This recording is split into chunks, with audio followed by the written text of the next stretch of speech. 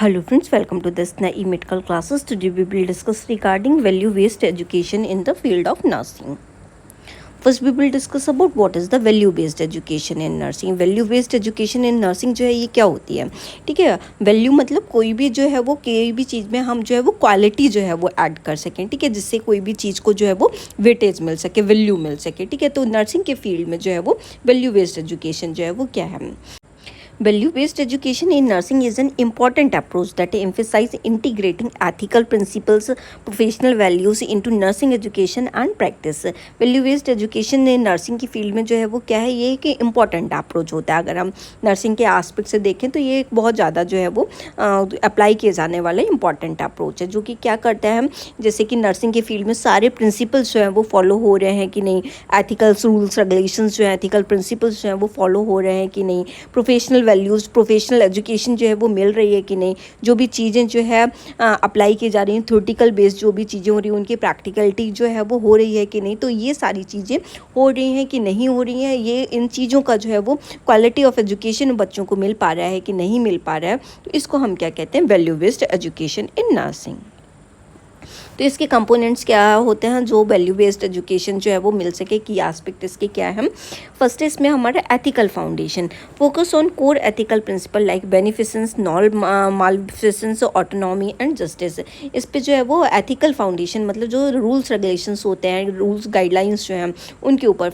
जो है वो फोकस करना है। जैसे कि हमें किसी से बेनिफिट जो है वो नहीं लेना है, किसी को जो है वो हमें अपनी तरफ से नुकसान जो है वो नहीं पहुँचाना है, किसी की ऑटोनॉमी का जो है वो हमें ध्यान रखना है, हमें देखना है कि किसी के संग जो है वो जस्टिस हो रहा है कि नहीं हो रहा है, किसी के संग में कोई भी तरीके से इनजस्टिस जो है वो ना हो सके, सब लोग फेयरली ट्रीट जो है वो किए जा सके, किसी के हम वैल्यूज़ का जो है वो ध्यान रख सकें। तो ये सारी चीज़ें हमें फॉलो करनी है। Teachers nurse to apply the principle in clinical decision making, हमें नर्सेस को सिखाना है कि जो प्रिंसिपल्स होते हैं वो क्लिनिकल डिसीजन मेकिंग में जो है वो कैसे करके जो है वो फॉलो किए जाते हैं, कैसे करके जो है अप्लाई जो है वो प्रैक्टिकलिटी के बेस में होते हैं। तो नर्सेस को जो है वो ये आना चाहिए और उन्होंने सारी रूल्स रेगुलेशंस के बारे में क्या उन्हें करना है क्या नहीं करना है, ये सारी चीज़ें उन्हें पता होनी चाहिए। नेक्स्ट है professional values, emphasise value like compensation, integrity, human dignity and social justice, ठीक है। जो भी नर्सेस होती हैं, जो भी स्टूडेंट पढ़ रहे हैं, तो उनको जो है वो सारी चीज़ जो है वो आनी चाहिए। ह्यूमन वैल्यू जो है वो कैसे करनी है, ह्यूमन की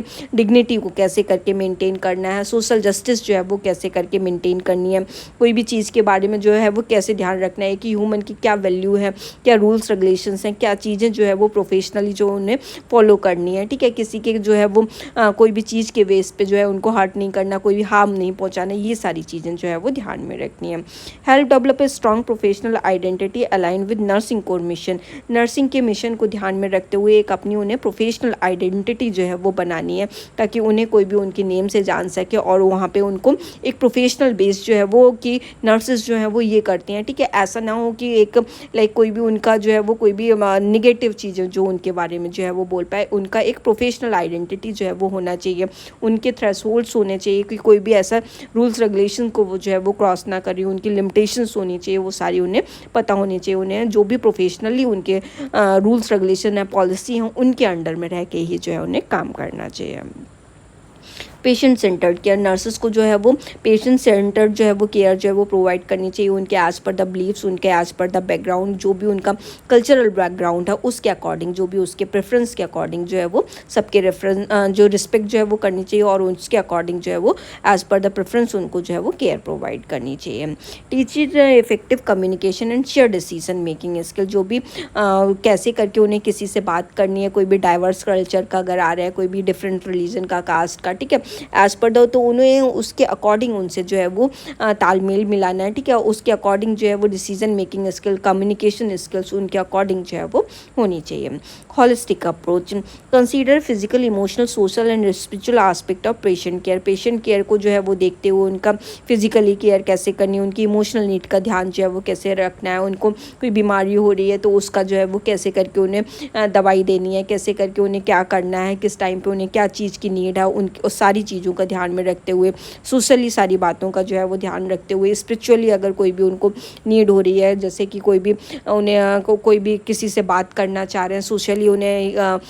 कोई भी अटैचमेंट जैसे चाहिए, जैसे मदर से अपनी बात करना चाह रहे हैं, भाई से बात करना चाह रहे हैं, ठीक है, तो उनकी सारा जो भी है उसमें करते हैं, उनके हर एक नीड को जो सोसाइटी में उनको एक्सेप्ट किया जा सके उस सारी चीज़ का ध्यान में रखते हुए, उनकी स्पिरिचुअल नीड का, जो भी भगवान को जो भी फॉलो करते हैं, जो भी कल्चर को जो है फॉलो करते हैं, उसका ध्यान में रखते हुए उनको जो है वो केयर प्रोवाइड करनी है। Promote a view of patient as whole person, not just medical cases. Patient को जो है वो एक पर्सन की जगह जैसे ट्रीट करना है, ना कि एक पेशेंट की तरीके से, एक जैसे मेडिकल केसेस जैसे होते हैं कि जस्ट एक बर्डन समझ के उनको जैसे कि निकाल रहे हैं, ठीक है, ये मेरा काम ख़त्म करने जैसा नहीं करना, उनको जस्ट एक पर्सन, ये एक ह्यूमन की तरीके से, एक सबसे पहले ह्यूमनिटी डिग्निटी को जो है वो रखना है, ताकि हम पर्सन को जो है वो एक अच्छे वे में जो है वो हम केयर प्रोवाइड कर सकें, एक कंप्लीट वे में केयर जो है वो प्रोवाइड कर सकें।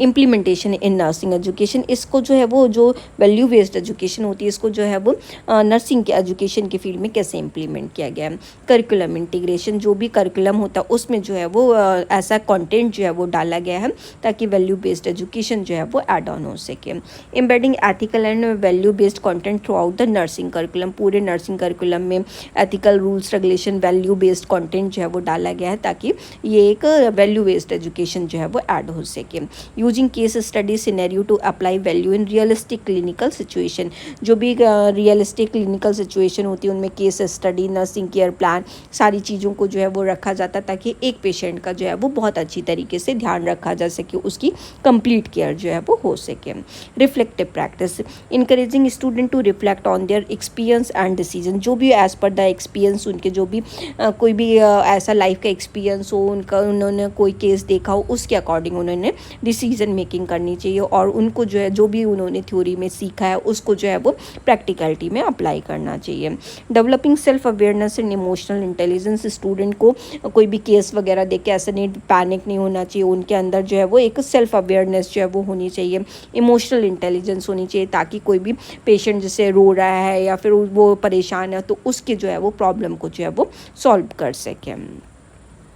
Role modelling, faculty demonstrating professional values in their teaching and interaction, जो फैकल्टी जो होती है प्रोफेशनल वैल्यूज़ को जो है वो जब भी स्टूडेंट को टीच करते हैं तो उनको जो है वो बताती है कैसे करके इमोशनली साइकोलॉजिकली सपोर्ट जो है वो एज़ पर द नीड जो है वो पेशेंट को देना है, तो एज़ पर द जो भी उसको जो है वो पूरा उसको स्टूडेंट को वो प्रैक्टिकलिटी के फील्ड में जो है वो अप्लाई करना चाहिए। Exposing student to exemplary nurses to in clinical setting, जो स्टूडेंट्स जो होते हैं उनको जो है वो एज पर द नर्सेज जैसे कि क्लिनिकल सेटिंग में जो है वो उनको काम करने का जो है वो तरीका बताना चाहिए, कैसे करके उनको जो है वो काम करना और उन्हें क्लिनिकल के फील्ड में जो है वो एक्सपोज करना चाहिए स्टूडेंट को, ताकि उनको प्रैक्टिस करने का जो है वो कहाँ कैसे करके जो है वो पूरा एक्सपोज करने का जो है वो टाइम मिल सके और वो अपना काम जैसे नर्स एज एक्शन कैसे करती है उनको जो है वो कर सकें। Inter professional education, collaborating with other health care discipline to reinforce shared values, other health care जो भी डिसिप्लिन है, अदर जो भी चीज़ें जैसे मेडिकल के लोग, फार्माकोलॉजिस्ट या फिर कोई भी